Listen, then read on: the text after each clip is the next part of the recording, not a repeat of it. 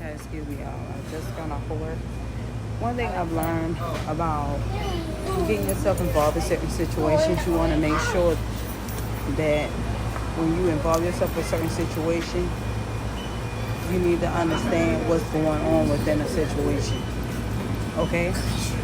Like, you know how we always want to be a helping hand to someone, and because of our loyalty for certain people, we want them to be right, even when they're wrong. But even sometimes, no, you good. But even in a situation, a real true friend will tell a friend where they're wrong. You kind of get what I'm saying? It doesn't mean you're picking sides. It's more so the fact that you care about the situation and still have compassion and save your face. Like, for instance, if somebody was like, I'm beefing with my baby mama because, or I'm beefing with my baby daddy because, so I'm going to go and try to take the kids from them. And that baby mama, that baby daddy might be in a situation where they could have came in and been there for them properly, but they waited for them to fall to say they're going to take action in a selfish manner. Simply because underlying all of that, they didn't get what they want from that person. It's the same thing with relationships. With somebody tried to do things like get a person locked up or get a person child took. Let me say something. Whether you've been in a relationship, live with that person, or if it's a family situation, it's considered domestic in the family court. Okay? It's not even going to hit criminal court. It's not going to hit just the judicial in one way. It's just going to hit the family court because it's a domestic situation. Whether you have lived with them or not, you could be just in a relationship. It's still a domestic situation. So let's just say you had dealings with a person, or that person had dealings with that person, right? Within those 30 days. It's no different from if you live with a person. If you had dealings with a person within those 30 days and something happened and that person decided to take legal action, but they did it in a selfish manner, like I mentioned those things, call CPS, try to get unexpected income, or set them up in any form of fashion, or put them in a violent situation or domestic situation because they didn't get what they want. It could be relationship, it could be sex, it could be money, it could be anything. That is considered blackmail. And if you don't understand how blackmail works like this. It's like you're saying, I'm going to use something or someone to control you. That's holding someone against their free will. That blackmail is cousins to kidnapping. You forcefully making someone feel or do a certain thing for you, or handle things in a certain way. So even if you was the type of person and you went to the court system, or you took legal action towards the situation, whether you are a family member or whether you are somebody who's been in a relationship with that person, that particular situation can overturn and you get locked up because you chose to take legal action towards someone who did not do anything wrong, because you chose to blackmail that person. You didn't help them. You didn't reach out. You didn't try to see if they were okay. You tried to use something against them to have your way with them. That can overturn and you can get locked up. And whatever case you try to build against that person, that's going to be dismissed. That's cause and effect. Whatever you put out comes back. And some people have been doing it for so long, they feel like they can still continue to do this. We in the age of Aquarius.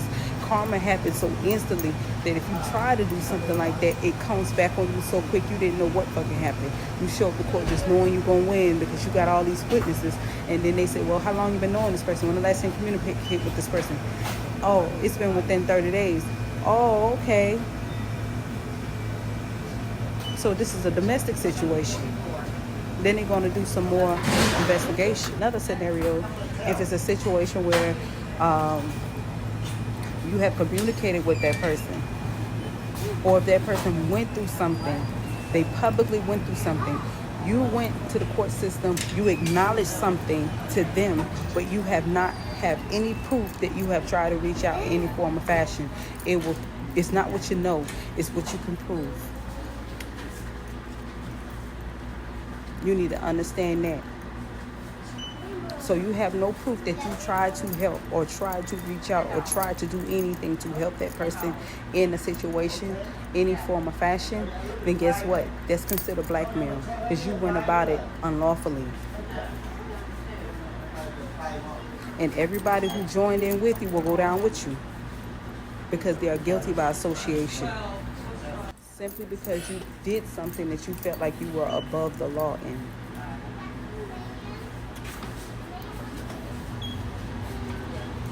It can happen vice versa for a female.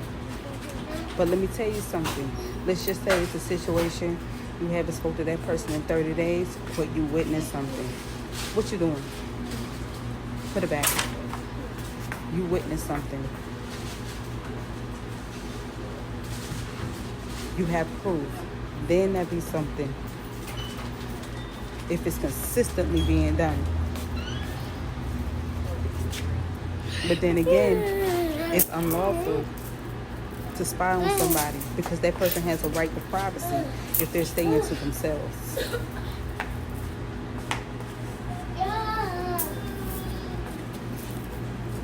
That's invasion of their privacy.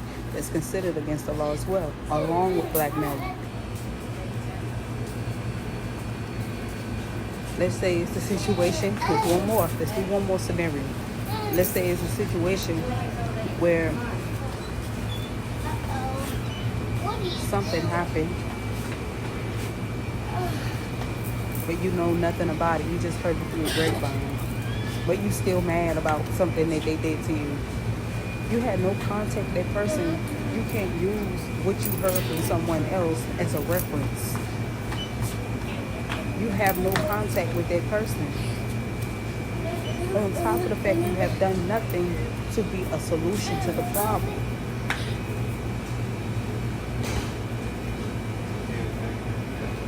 They're gonna do more investigation on that. Y'all gotta understand, certain situations turns into, okay, I see what you wrote down on your statement, but as you continue to exaggerate the situation, now they want to do more. They want to investigate the situation just a tad bit more. They want to know why you're saying something about it now, depending on how long you've been knowing that person. Why now?